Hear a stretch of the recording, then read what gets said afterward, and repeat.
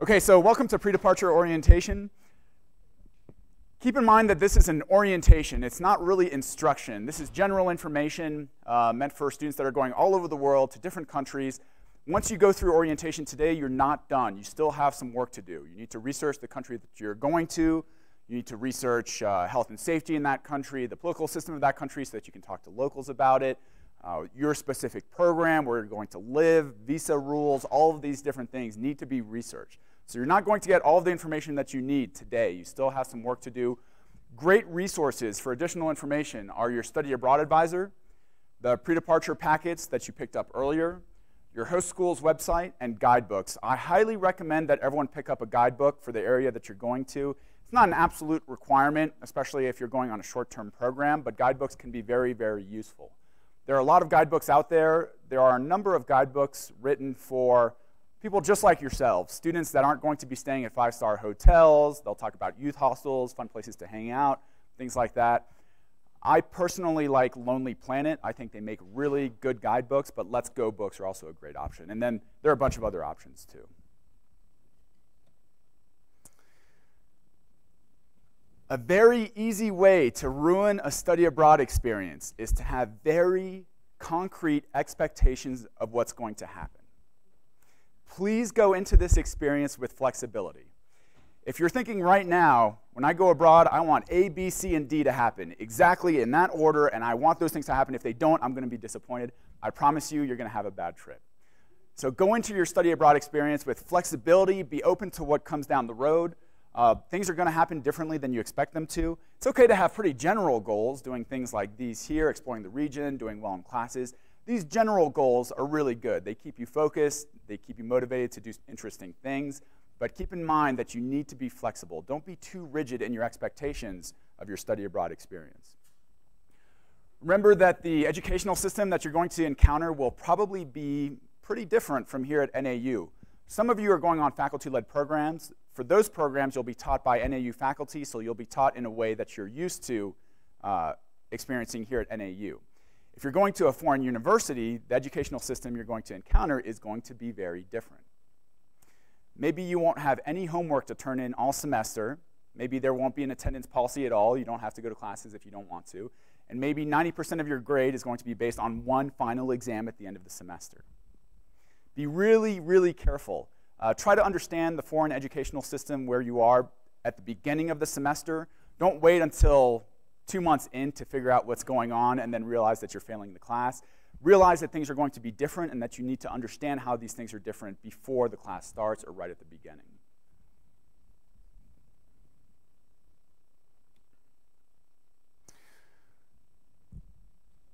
Work hard before you leave to be prepared for your trip. You need to be prepared to not only talk about the culture that you're going to and the country that you're going to, but also about the US. A lot of people are going to be interested in the US. They'll ask you questions about the US. So be prepared to talk about politics in the US. Pop culture, American pop culture is exported all over the world, so be prepared to talk about American pop culture. It's amazing how our pop culture spreads globally. Be prepared to talk about host country or region politics. Number one, it's respectful to do some research about the country that you're going to and to understand what's happening politically and socially in that country, maybe religiously. But it's also really interesting. It gives you context for your experience. It allows you to engage in really good conversations with locals. So do a lot of research. Understand what's going on in the country that you're going to. Understand their current national leaders. Just get a good sense of what's going on in that country.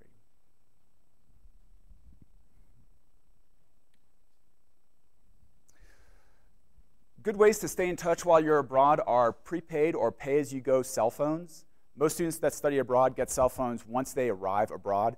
You don't necessarily need a cell phone, especially if you're going on a short-term program, but if you're going on a semester program, it's going to be pretty useful. Students always use Skype to communicate with parents or family or friends back home. Skype is very useful. Make sure that you know how to dial internationally. On Skype, it's pretty simple, but if you're using a cell phone to dial internationally, it can be a little more difficult. If you have a global phone, be careful. Global phones can be used internationally, but they're very, very expensive to use internationally. I have a global phone. I use mine abroad only for emergencies. Typically, voice rates are about $1 to $2 per minute, even for a global phone abroad. Remember to change your local mailing address in Louis. You have a lot of different addresses in Louis. The one you're looking for is local mailing address. That's what needs to be changed. Make sure that all the mail that would usually go there will go to a parent's house or a friend's house or something like that. Remember that if you're forwarding mail, if you live off campus, the forward mail system with the post office only lasts 6 months. So if you're going abroad for a year, that's not going to work. Please, please, please update your emergency contacts in Louis. If something were to happen to you abroad, these are the contacts we're going to get in touch with. If we can't find you abroad, if you take off for a week and you don't tell anyone where you're going, we're going to get in touch with the people that are in Louis. I called the emergency contact of a student a year and a half ago. Someone picked up the phone. We said, oh, this student has been out of touch for 2 weeks. We don't know where she is. She ended up being fine, but we told her we can't get in touch with her. We have no idea where she is. Do you have any information from her? And the emergency contact said, who is this? I don't know this person. So it's not good for the student, and it puts us in a really bad situation. So please update those contacts.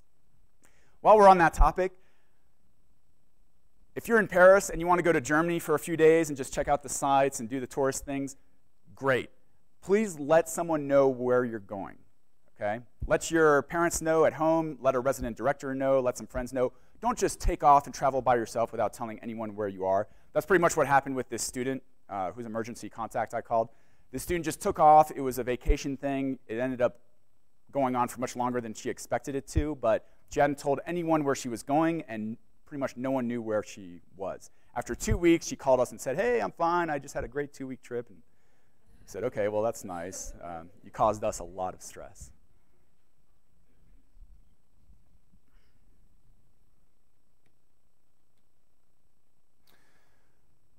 Let's talk about health for 10 or 15 minutes. Before you leave, everyone should go to this webpage, the CDC webpage. It's an excellent resource. The Center for Disease Control talks about health and safety concerns in every country around the world.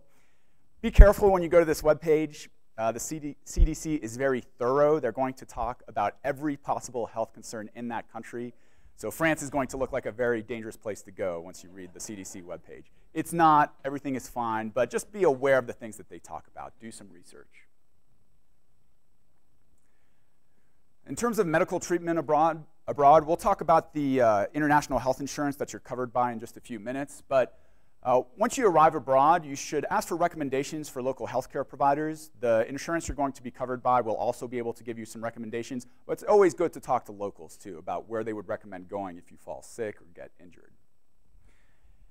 Not everyone uses Western-style medicine. Be prepared. I find this to be an interesting issue. It's something that can put you as a foreign traveler in a pretty awkward place.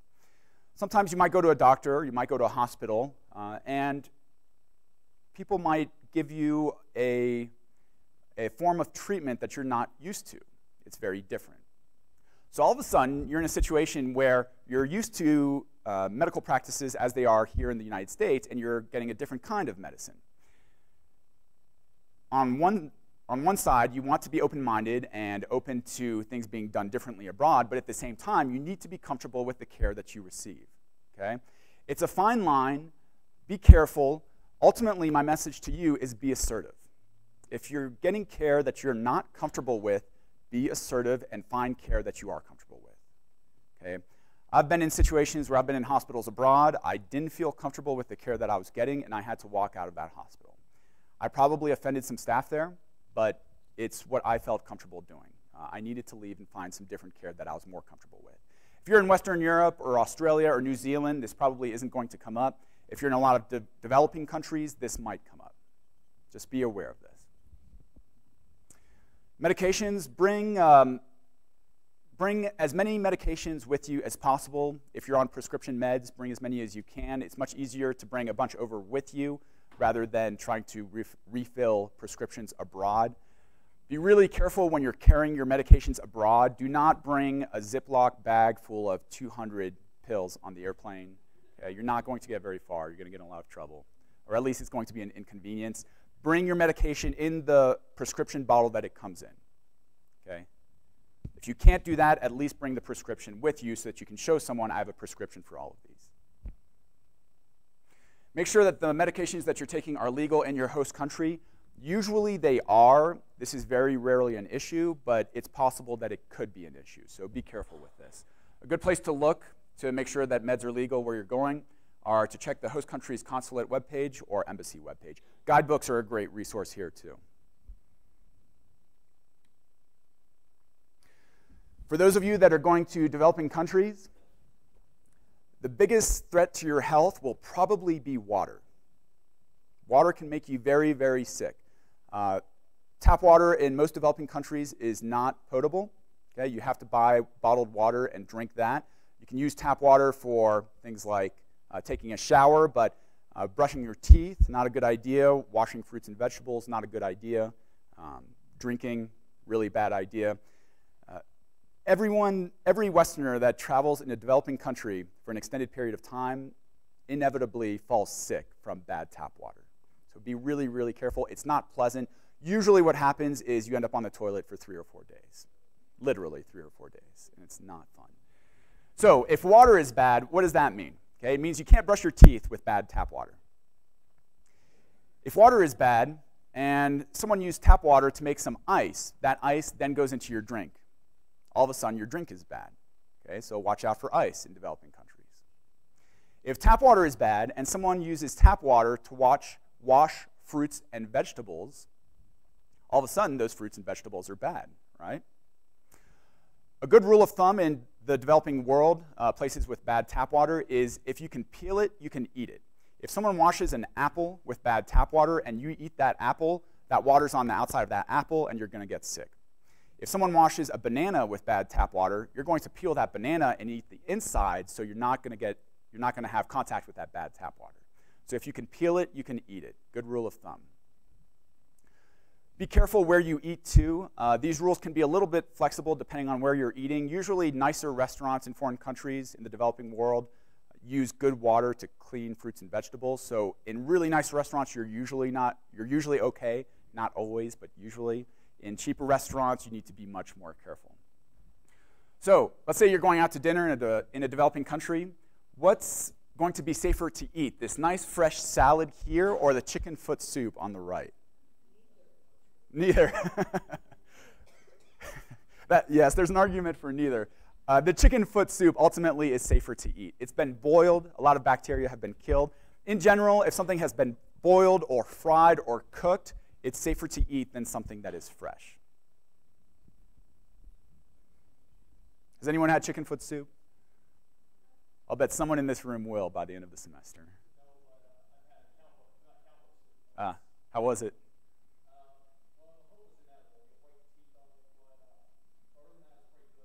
All right. All right. I highly recommend buying a guidebook, especially if you're traveling off the beaten path, you're going to a developing country. That's when guidebooks become really, really useful. Here's a question for you. What animal is the #1 killer of humans worldwide? Yeah, mosquitoes. Good. Be careful with mosquitoes, especially if you're traveling off the beaten path. If you're traveling to a hotel and that you see a mosquito net in that hotel or youth hostel, use the mosquito net. It's there for a reason. DEET is controversial. A lot of people don't like DEET, but it does repel mosquitoes a lot better than products without DEET. Personally, I use DEET anytime I travel in the developing world and I need to keep mosquitoes off of me. So be careful with mosquitoes. They can be a real threat. Mental health. So I started all of this by talking about how studying abroad is not the easiest thing to do. The easiest thing to do is stay here at NAU.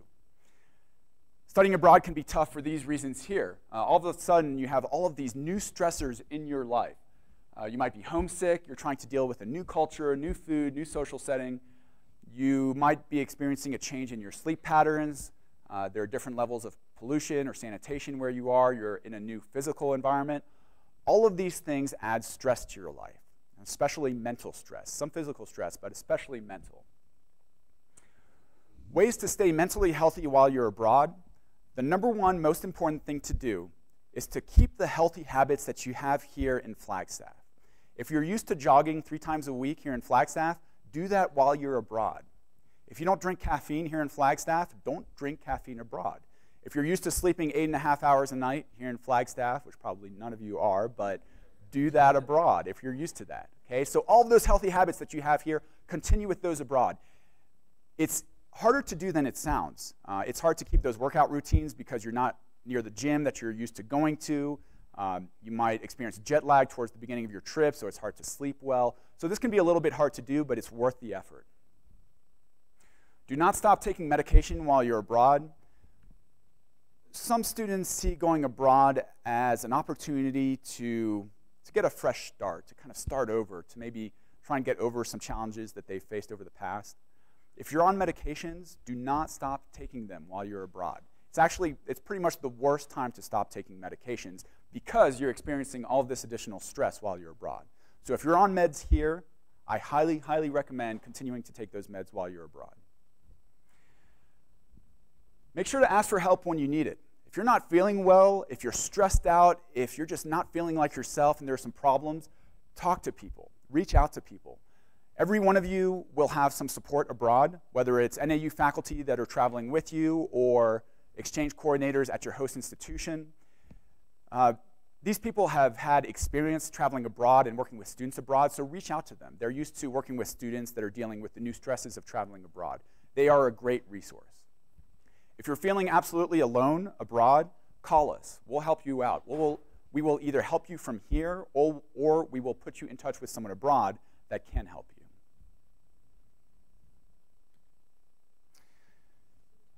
Everyone in this room, almost everyone, everyone except for students going on USAC and ISIP programs and some programs in Australia. So almost everyone will be covered by HTH International Health Insurance. You're going to be charged by my office for that health insurance. It's $26.65 per month, so it's very affordable. HTH is an excellent resource. Did you guys get an overview of HTH in your folders? Yeah? Okay, good. Let's go to this webpage. I think that'll be useful for you all to see that.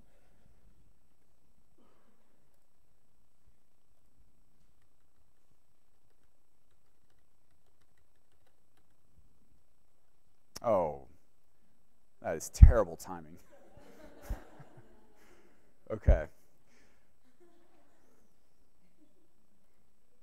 Well, before you leave, everyone absolutely has to go to this webpage. Okay, trust me, it is an excellent resource. On this webpage, you can get really good recommendations for local doctors and clinics and hospitals where you're going. You can enter the city that you're going to, and you'll see a map come up of all of these places. You can see which hospitals are closest to where you're going to be living, your different options around the city.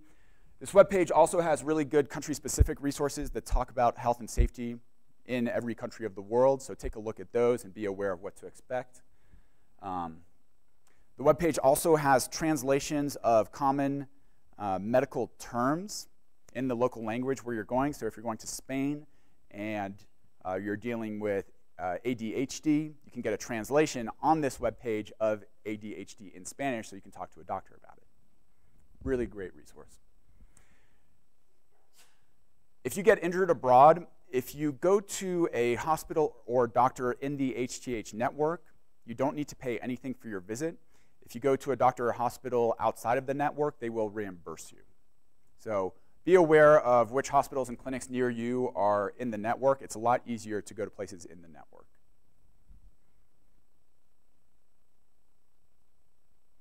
Make sure that you maintain coverage in the US. A lot of people think, oh, I'm traveling abroad, I don't need coverage in the US. If something major were to happen to you while you're abroad and you need to be brought back into the US for medical care here or follow-up care, your international health insurance would not cover anything in the US. So remember that if you're brought back to the US for medical reasons, you need to have American health insurance to cover your care here. Yes? So if they have coverage here now, that does not cover them? It depends on the company that's covering you. Blue Cross Blue Shield covers emergencies abroad, but not checkups and regular care.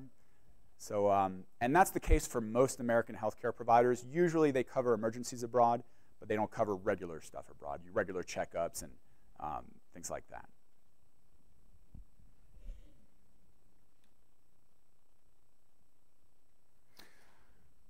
Know in advance that HTH has some limitations for extreme sports like these. They change all the time, so I can't tell you exactly which ones are limited by HTH, but go to the HTH webpage and become aware of what is not covered. If you're not covered for bungee jumping, maybe you shouldn't go bungee jumping where you're going. So be careful with that. Look up how to submit a claim form. If you go to a hospital or clinic that's not in the HTH network, you'll need to know how to get paid back. So it's worth looking into these things now instead of trying to figure them out while you're abroad. Okay, safety, yes?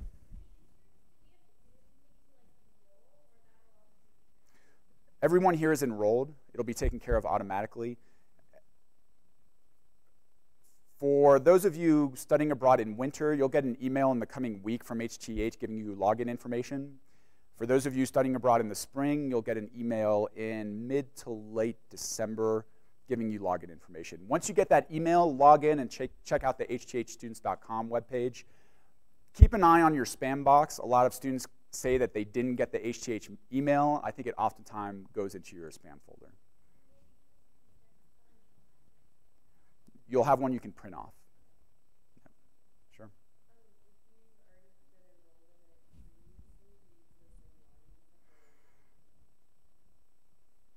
I'm not sure, but I would try the login that you'll get by email. So you will get a new email with login information. I would just use that. Other questions about insurance? Okay, safety.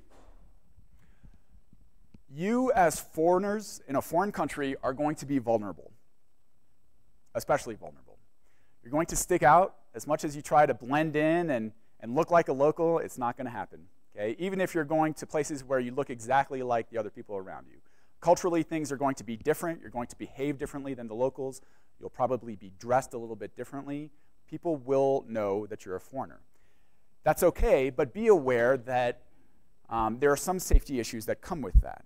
Sometimes people do target tourists. The best way to stay safe abroad is to adopt the behaviors of locals as much as possible. The more you can blend in, the safer you are going to be abroad. I went to India last year, and the NAU students in India were wearing traditional Indian clothes. They blended in perfectly. They might have looked different than the local Indians, but you could only tell that from up close. From a distance, they looked like regular local Indians. I thought that was a really great thing for them to do. Very good idea. Be aware that there are going to be some major cultural differences that are going to affect your safety abroad. How you dress is going to have a big impact. If you can dress like locals, that's going to keep you safer. Like I mentioned, that's going to make you look like locals and just keep you safer in general. There are some major cultural differences in gender roles. I'll talk about that in just a few slides.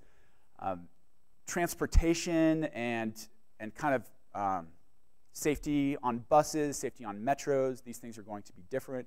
You need to be aware of that. Where people go after dark, whether or not people do go out after dark, that can put you in vulnerable situations. All of these things can be helped. You can stay safer by looking at what locals do and copying them. So when you arrive, tone things down a little bit. The way to go when you travel abroad is to tone things down when you arrive, and then you can relax and loosen up later once you understand the rules of the games. Once you understand the rules of the game.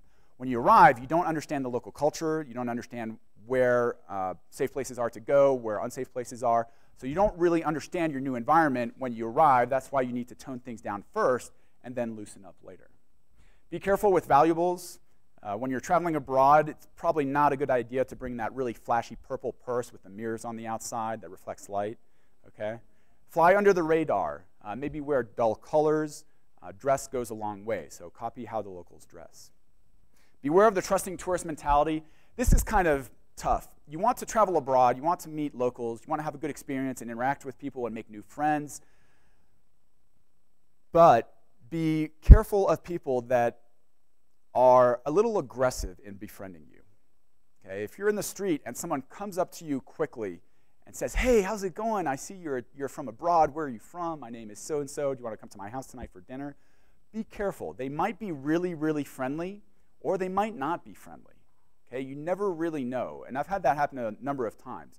People come up to you in different parts of the world very quickly. It almost feels aggressive rather than friendly. So be aware of this. People will take advantage of trusting tourists for bad reasons, so be careful. So what to do? We talked about this, how to blend in. Know what to do in an emergency. On-site staff are going to be a great resource. Like I said earlier, all of you are going to have support while you're abroad. Use those support networks. Be aware that if you have a cell phone abroad and you call 911, it's not going to do anything for you, okay? So know how to get in touch with local emergency services. Know this before you end up in an emergency. Don't try and figure this out after an emergency happens. Be informed. Know your surroundings. Do some research. When you arrive, if you're staying with a host family, talk to that host family. Ask them, tell them, hey, I'm going to go out tonight. Is this a safe place to go? Is this place dangerous? At what time should I come back? Am I okay walking around this neighborhood late at night, or do I need to be in by 9? Use your local resources to get information. Read newspapers. Stay on the pulse of what's happening locally. Communicate. I talked about this. Inform others of your plans. That's really, really important. Okay? Even if you're going on a trip that you think is no big deal, a half day to the beach or something like that, let people know where you're going. And then keep in touch with people on site in that home. Here are some good phone numbers to know. Keep these with you. If you're staying in a homestay or in a dormitory that has a phone number, keep that phone number with you while you're traveling. We've had students show up abroad. They're really excited to be abroad. They show up, they drop off their luggage, they go for a long walk around the city, and then they forgot where they were living. Okay? So keep a phone number with you so that you can call someone in case you're lost. My grandmother actually did that once in Chile by herself at the age of 70. So she's very adventurous. All right, behavioral expectations.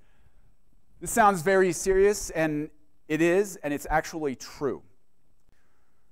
So if you're on exchange, you're really representing NAU. Please be aware of that. We very, very rarely have issues with study abroad students. Study abroad students are usually excellent students. Our students that study abroad are usually very well behaved, good representatives of NAU, so we almost never have problems. Do remember that the NAU Code of Conduct applies even if you're abroad. You'll be registered at NAU while you're studying abroad, so the Code of Conduct still applies. Just be aware of that. All right, finances. Be aware that financial aid will not disperse until 10 days before the start of the NAU semester. So if you have a program that is starting before 10 days before the start of the NAU semester, and you need to pay some bills during the start of your program, you won't have your financial aid yet to pay those bills. Okay, so be aware of that.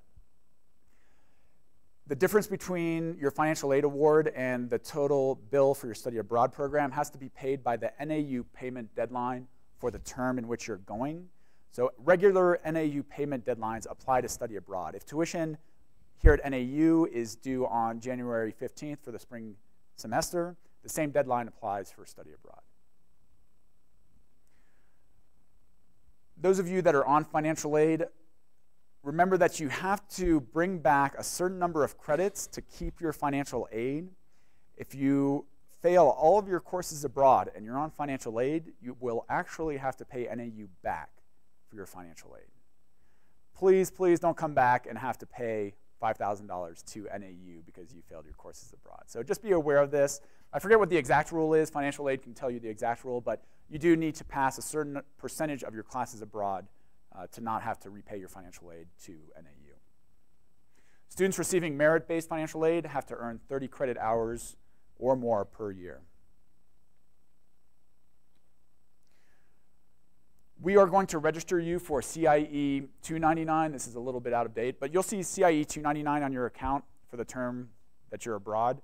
For us to put CIE 299 on your account, you have to have a clear account. So if you're enrolled in classes for the spring and you're studying abroad in the spring, get rid of all the classes that you're enrolled in, clear your schedule, and we will put you in CIE 299. 299 is a placeholder course. It keeps you enrolled here at NAU while you're studying abroad. It gives you access to financial aid while you're studying abroad. It does a few different things. What will happen is once you come back from studying abroad, once we get your transcript, we will take CIE 299 off your record, and we will add the courses that you took abroad with the grades that you got. For those of you going on provider programs like USAC programs, remember that you'll pay the provider directly for study abroad. You won't pay that through NAU. So USAC, CIEE, CEA, ISA, any of those programs, you'll pay them directly. If you're going to Costa Rica or Siena, you'll see 2 charges on your account. Actually, it'll be 3 charges. NAU tuition, an additional fee for your program, and then HGH health insurance will be a 3rd charge. Those 3 charges will add up to the amount that we quoted you for the program. Do the math. If the math adds up to more than we quoted you, let us know. But it should add up correctly. Same with faculty-led programs. You'll see a number of different charges for different things, one for tuition, one for the program balance, one for HGH insurance. But those sums will add up to the total cost of the program. Please be very, very careful with credit transfer. Some students do this wrong. They go abroad, and then only half of the classes that they took abroad count towards their graduation. This is your responsibility. Please be assertive with this. I would like everyone in this room to have every class that they take abroad count towards their graduation. Whether or not that happens is up to you. You have to talk to your academic advisor to coordinate the classes that you're taking abroad and how they're going to transfer back and apply towards graduation here. Everyone in this room should have already done that. If you're going on a faculty-led program, it's less important because you know exactly which courses you're going to take, and they're for direct NAU credit. If you're not going on a faculty-led program, you should have already talked to an academic advisor and figured out how things are coming back. Things are going to change abroad. If you have 5 or 6 classes pre-approved and they're ready to go, and then you show up abroad and 2 of those classes were canceled and you're going to take 2 new classes that were not pre-approved, you need to communicate with your academic advisor about that. Email your academic advisor, send them all the information that you can about these 2 new courses, and ask them how they can count towards your degree here. If you have syllabi, email those syllabi back to your advisor. Bring your academic advisor's email address and phone number with you when you study abroad. If possible, try and call them through Skype instead of emailing. It'll be that much faster. Courses not approved will probably not transfer. They might, will work with you, we'll try to make them transfer if they're not approved, but they probably won't. So do absolutely everything that you can to get courses approved before you leave. Bring home all syllabi for every course. If you leave your study abroad program and a month later you think, oh, I need that syllabus, and you email that professor, at most universities around the world, if you email a professor a month after a course ends, you will never hear back from them. You won't get a syllabus back. Okay? So when you get those syllabi at the start of the semester, hold on to them. They're really important. Clear any holds that you might have at your host institution. Holds usually happen because you haven't paid a bill to the host institution, or maybe you haven't returned a library book or something like that. If you have a hold at your host institution before coming back, the host institution will not send us your transcript, which means we can't give you credit for the classes that you took. So be careful, clear any holds before you come back. And be careful with this. I think this applies to financial aid, but I'm not quite sure. Just be aware that you do have to pass a certain number of your classes in order to have a good standing here at NAU and not be put on academic probation. So all of those academic probation rules that apply on campus apply to study abroad too. This is a good resource here. If you get you take an exam in France and you get a 16, and you don't know what that means, take a look at this webpage. It's a really good resource.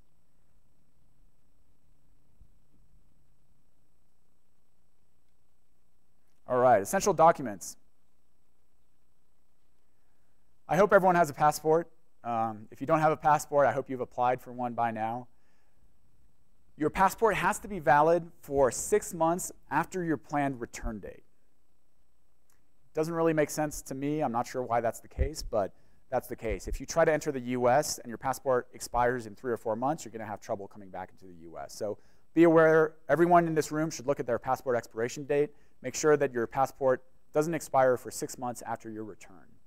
Make a photocopy of your passport. If you've already done that and given it to CIE, great, we have it.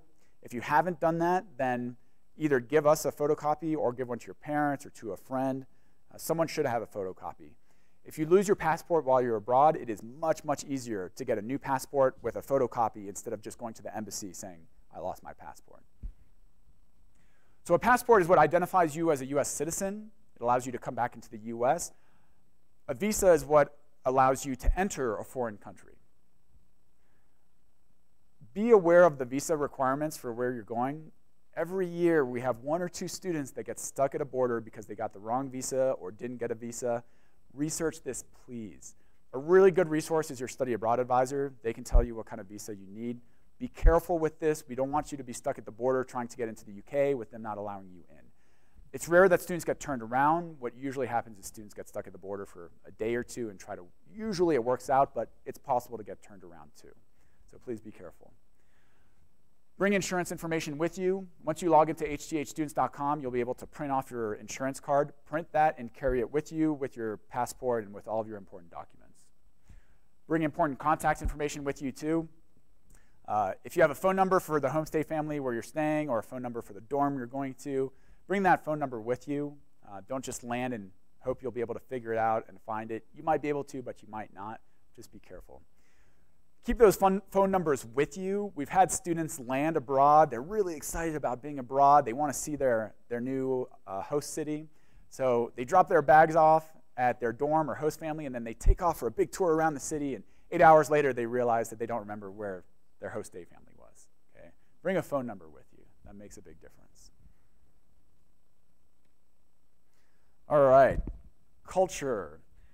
So cultural adjustment. This is kind of a hard thing to talk about. Culture is it's a very vague concept that's hard to nail down and hard to address, but I'll do my best.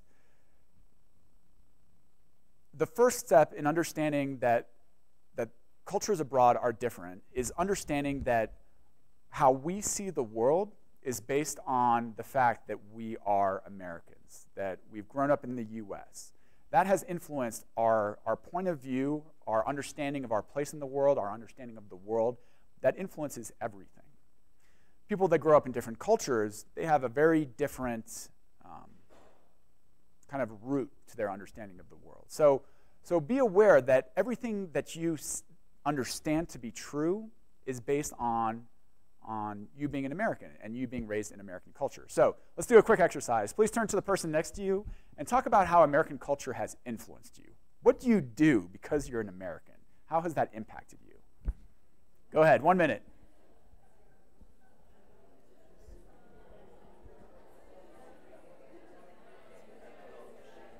Yeah, I forgot to hit record. Totally forgot. I think you'll be okay though, because if you said that the first presentation recorded the first, yeah, this will record the second. Yeah, I think it'll be fine. Cool. How's it going? You're pretty good here. Thanks. These guys asking you any questions yet? None yet. I give this presentation 4 times a year, so. Do they drill you? No. We take care of a lot of this stuff in the other meetings. Yeah. Too. Well, I mean, I discussed kind of things for Costa Rica, like the entry stamps and Oh, good. stuff like that. Good. Stuff they should know they are responsible for. Okay. So, you know how long this goes? This will go until 2:15 or so. If you want to take off, I'm good. I'm responsible for the stuff. Oh, Chris okay. asked me to be responsible for it. Yeah, this will go till 2:15, half hour. Okay. That's fine. Yeah. I'm on my bike, otherwise I'd take the stuff. No, I got it. Okay. I got my car. I think Emma has a key to the CA she borrowed. Okay. So I'll put it back in Chris's office. Good. Okay. All right. So how has American culture influenced you? Examples. Yes. Extremely blunt. We are a very blunt, straightforward culture. I would generally agree with that. Yeah. Uh-huh.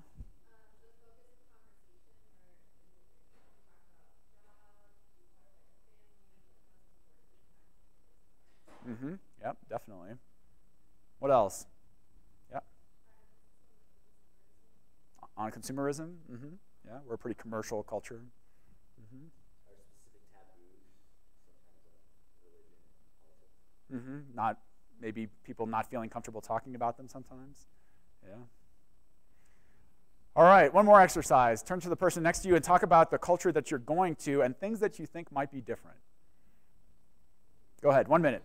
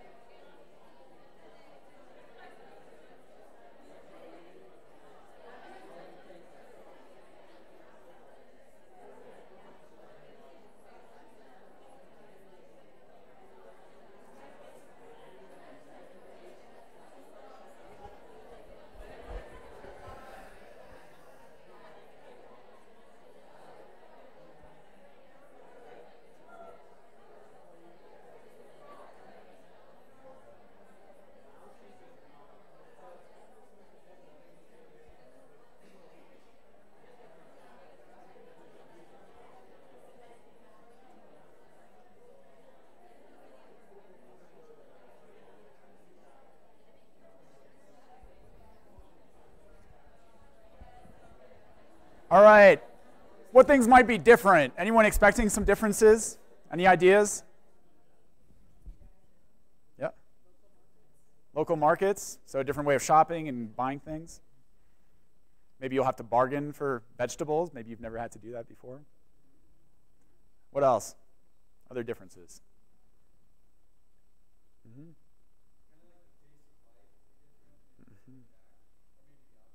Mm-hmm. Yeah, definitely. Different pace of life.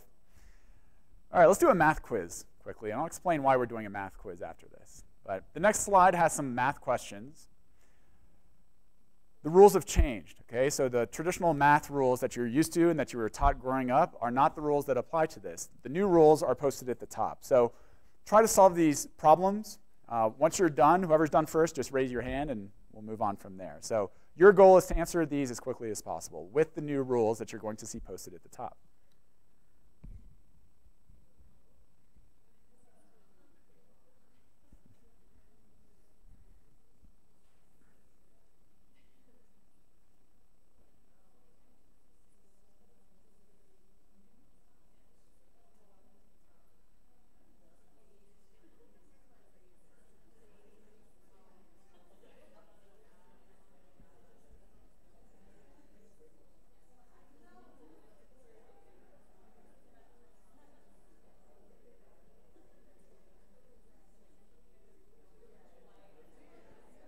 A couple people are done. All right, good. All right. So that's not easy, right? So what's the point of this? What I'm getting at here is where you're going abroad, the cultural rules are different. You're not going to be able to understand what's going on in a lot of situations. You're not going to find the answer until you understand the rules.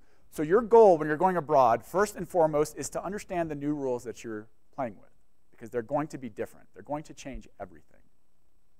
So that's your number one goal. Figure out the new rules of where you're going and understand that the rules are different. It's really important to understand that. This applies to not just places that are totally different from the US. This does apply to France, to Spain, to Germany, to the UK. Okay? A lot of Western countries even have different rules than what you find in the US. Usually they're more subtle and hard to see, but they are different. So an example of this. Here in the US, if you ask someone a question about whether or not something is possible, if they nod at you and say, that may be possible, that's kind of a yes, right? That's towards the yes side of the spectrum. In some countries, if you ask someone if something is possible and they nod and say, that may be possible, that means no. If they did not concretely say yes, that means no. Okay? So be aware of these things. All of a sudden, you have the same equation in two different countries. In the US, American rules result in one answer, and abroad, the rules abroad mean that it's a totally different answer. Be aware that these things are different.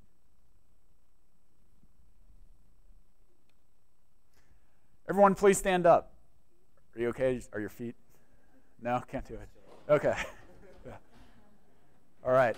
Everyone needs one or two other partners, and we're not going to start this until everyone is matched up. So if you can slide down here, and you have to be in the same row as your partner. This can't be across rows.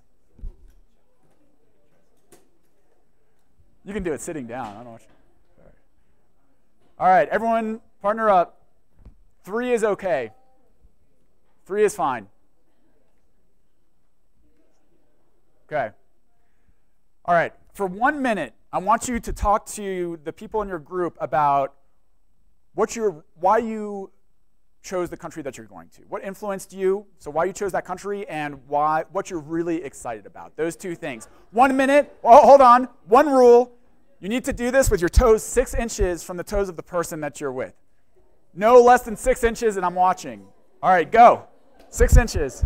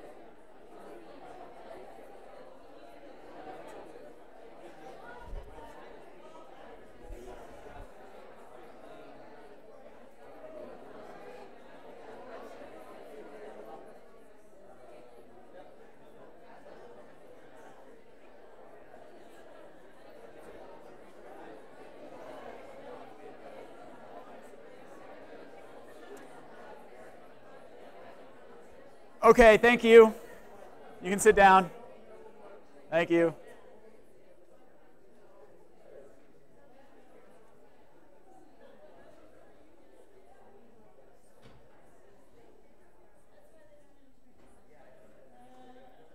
How did that feel?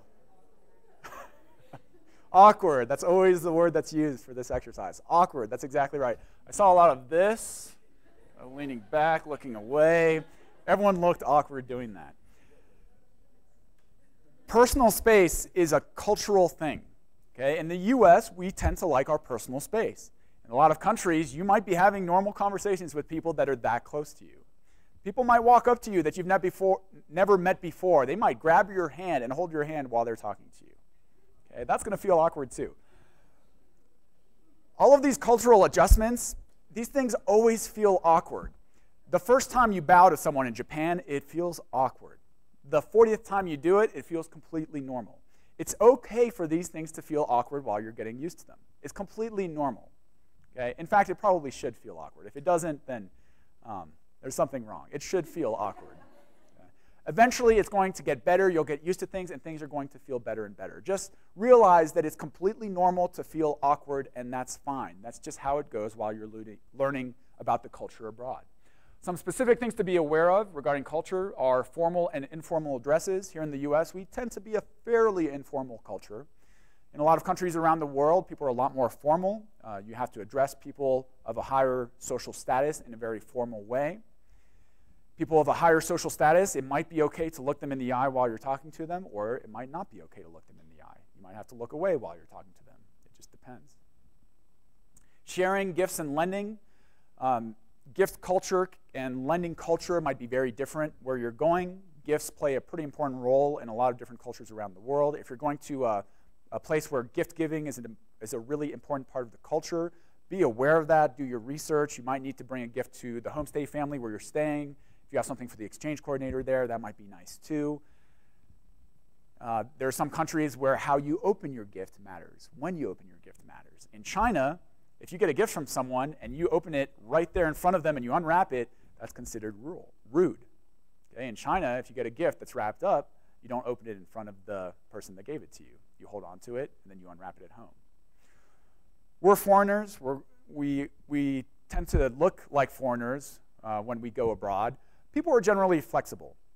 What matters less than getting these things right is making the effort. Locals, where you're going to be, what they really care about is the effort. We're allowed to make mistakes because we're foreigners, we don't know all the rules. But if you make the effort and people are seeing that you're making the effort, that goes a long, long way. Other things to be aware of are tipping. If you tip abroad in most countries like you tip in the US, you're going to make a lot of people very, very happy. You're also going to lose a lot of money. Most countries don't tip as generously as we do in the US, so be aware of that, research it. Again, here, a guidebook is an excellent resource. Dating abroad can be very, very different than what you're used to here in the US. I lived in Cambodia for a while. I asked a girl out on a date. We went out for some pizza. First of all, she brought an escort because she brought an escort because proper Cambodian women do not go on dates alone with men. I thought the date went well. I enjoyed it. I talked to her friends the next day. All of her friends started to ask me when we were getting married. That was my last date in Cambodia. So be aware that there are these differences. In some countries, kind of casual dating is okay when you're going out to dinner with people. You know, that might be fine. In some countries, you're only going out to dinner with people if it's a very, very serious relationship and you see a very serious future in that relationship. Be aware of those differences. Appropriate clothing. I talked about clothing earlier and how it can help you stay safe and fit in. It also has to do with culture too. Be aware of norms in terms of clothing abroad. Be aware of what's acceptable and not acceptable. Are bright colors okay? Are they not okay? For women, how conservative do you need to be when you're dressing abroad? You might need to be much more conservative than you are here in the US. We tend to be pretty relaxed with those things in the States. Be aware of that. Body language, eye contact, and personal space. I talked about eye contact and looking some people in the eye and not other people. It depends on where you're going. Personal space is a big one. We really do like our space here in the US. For those of you going to most countries, you'll be surprised by how comfortable people are in close settings abroad. Body language, be aware that body language gives a message, right? You're sending a message out. Here in the US, you know the message that your body language is sending to people. Abroad, the rules are different. So the same body language that you use here in the US might send a very different message abroad. Deference to authority and age. In most countries around the world, it tends to be more formal, and you have to be aware of people's social status and their authority. Here in the US, you might be able to respectfully challenge a professor in class. If they say something that you don't totally agree with and you want to debate a little bit and hear their perspective, it might be okay here in the US to kind of start that debate by raising your hand. Challenging a professor like that abroad in some countries is unacceptable. You would very seriously offend and embarrass that professor by doing exactly what you're used to doing here in the US. Don't be afraid to ask questions. Not knowing is okay. The goal is trying to figure it out. It takes some time. The best way to figure these things out is to copy people. Look at what other people are doing around you and copy them. If you end up in a situation where you're not quite sure what to do, two options. One, ask. Two, let someone else do that thing first and see what they do.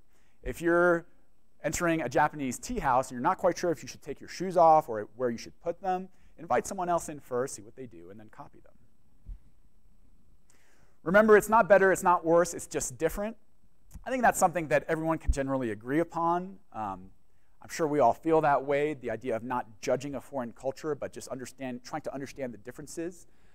It's hard to remember this. Even though it's pretty obvious as an important thing, it's hard to remember. You're going to find yourself in situations abroad where you're going to be frustrated, you won't know what's going on, you might think that someone was really rude to you and you don't know why. Take a step back when you're frustrated and think about it. Maybe someone was being rude to you, but quite possibly, and it's likely, that it was a cultural misunderstanding, that's just how they're interacting. My family is French, so I can talk about French culture pretty easily.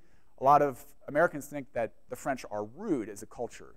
That's actually not the case. It's a different form of communication. In France, people are much more blunt with each other. If they disagree, they just say it. No padding. They just throw it out there, and it's not a problem. People don't get offended by that. Here in the US, that form of communication is considered rude. So that's a cultural difference. All right, culture shock. You probably won't end up looking like this guy. I hope not. Culture shock is it's a hard thing to talk about because it's pretty vague. This is the kind of scientific description of culture shock here. I don't think anyone in this room is going to realize, oh, I think I'm in the mental isolation phase of culture shock. That's not going to happen. Okay? So what I'm saying is you can kind of ignore this. What I'm saying is that culture shock is it's something that not everyone experiences. It's actually a minority of people that really experience culture shock, but it can happen. It can be very powerful when it does happen. I've experienced it, and it can really throw you off kilter. Culture shock has all of these symptoms here, but really what you're looking for in trying to gauge whether or not you're really having serious culture shock, you tend to just not feel like yourself. You might be depressed, you're not feeling like yourself, you don't have a whole lot of energy, you're just not your normal self. This is completely normal when you study abroad for the first few days. What you need to watch out for is if you start feeling like this for 2 or 3 weeks. That's when it's getting serious and you really need to be careful. Okay, so be aware of how you feel. Stay on top of these things. Solutions to culture shock: being curious, being open to new experiences and different things. Exercise, I mentioned the importance of exercise earlier. Having a sense of humor. You know, if you do something terribly embarrassing because of a cultural misunderstanding, have a sense of humor about it. Everyone does it. Having a strong sense of self, being flexible and adaptable, having a positive attitude. And I think the last one here is actually the most important, staying engaged. I would highly recommend that. People tend to feel the worst when they travel abroad, when they lock themselves in their apartment or in their homestay and just check Facebook every 5 minutes, email back home, and don't engage with the local culture and what's happening.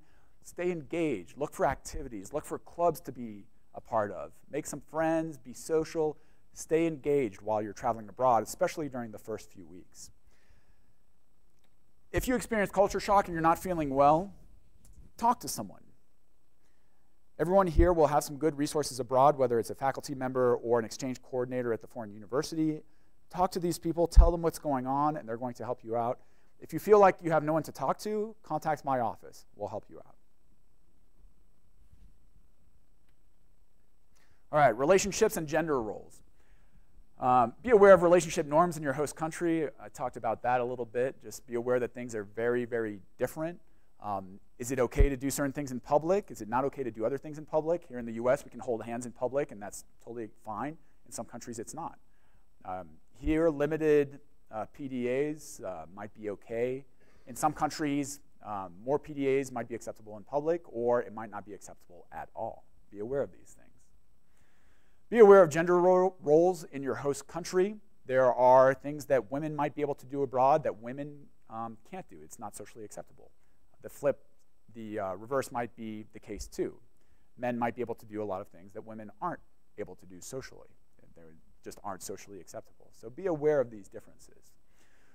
Women, you have to be especially careful abroad. Make an extra effort to fit in. Be very careful of the kinds of signals that you're sending abroad. Here in the US, you have a good understanding of the signals that you're sending to men through certain behaviors. You don't understand what those signals mean abroad. They might mean very different things.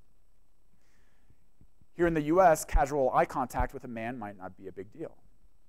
If you do that abroad as a woman, it might be sending a very different signal, and it might get you in a situation that you don't want to be in. So just be aware that there are different expectations of women's roles in cultures abroad and different expectations of behaviors. Watch your drink. That applies in the US. It definitely applies abroad as well. Be aware that views towards homosexuality are going to be different abroad. If you're gay and you're traveling abroad, do some research. A lot of guidebooks nowadays have sections for gay travelers and what it means to be gay in that host country. So do some research and look into this before traveling abroad. All right, so that's pretty much it. I hope I didn't just scare everyone by talking about safety concerns and culture shock and all of these different things. students tend to have really positive experiences abroad. The likelihood of you having a really positive experience is directly influenced by your actions. Okay, be aware of that. Keep yourself safe, keep yourself engaged, be open to your host culture, make your experience a really good one. Re-entry culture shock does happen. A lot of students struggle a little bit when they come back to NAU. What happens is you've had this pretty unique experience abroad. You come back here and you want to tell your friends about it and kind of process it by talking about it. A lot of your friends don't know what you're talking about. They can't really relate. You just had this amazing experience. They were here in Flagstaff, and you might talk to them about it, and they might just kind of nod and say, oh, okay, well, that sounds nice, but they can't really connect with you on that. Stay engaged with the Study Abroad office. We have opportunities for students to get together and socialize and talk about their experience. We have peer advisors if you want to help recruit and prepare students that will study abroad in the future. Once you've studied abroad, you can become a peer advisor and work with us in getting students ready for study abroad. Questions?